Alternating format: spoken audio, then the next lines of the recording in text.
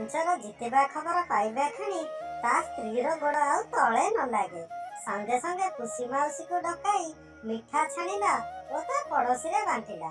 ସହଜେ ଠେକୁଆର ସ୍ତ୍ରୀ ତ କଳିହୁଡ଼ି, ତା ଦେହରେ କି ବା ସହେ। ସାଙ୍ଗେ ସାଙ୍ଗେ ସଜ ହେଇଗଲା ଝଗଡ଼ା କରିବାକୁ।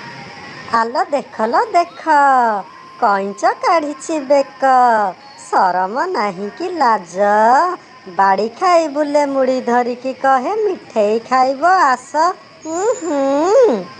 ଏକଥା କଇଁଚକୁ ଭାରି ବାଧିଲା। ରାଗି ଯାଇ କହିଲା, ପଲ୍ହେ ଅଛନ୍ତି ଭାରି ଦେଖାନ୍ତି, ଘଇତା ପଛକେ ଗୋଡ଼ ଧରୁଥାଉ ମାଇପ ଫୁଟାଣି ମାରନ୍ତି ମଲି ଢପ। ଠେକୁଆ ସ୍ତ୍ରୀ ରାଗ ତମ ତମ ହେଇ କହୁଛି, ହାତ ଗୋଡ଼ ଖାଇ କ'ଣ କହିଲୁ?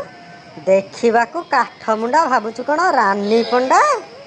କଇଁଚର ସ୍ତ୍ରୀ କୋଉ ଛାଡ଼ିବା ଲୋକ, ସାଙ୍ଗେ ସାଙ୍ଗେ ଜବାବ ଦେଲା, ଆଲୋ ନାଇଁ ଲୋ, ଗୋରି ବୋଲି ଭାବୁ ରଶ୍ମିକା ମାନ୍ଦନା, କ୍ୟାରେକ୍ଟର ପୁରା ନିଶା ମହାରାଣା।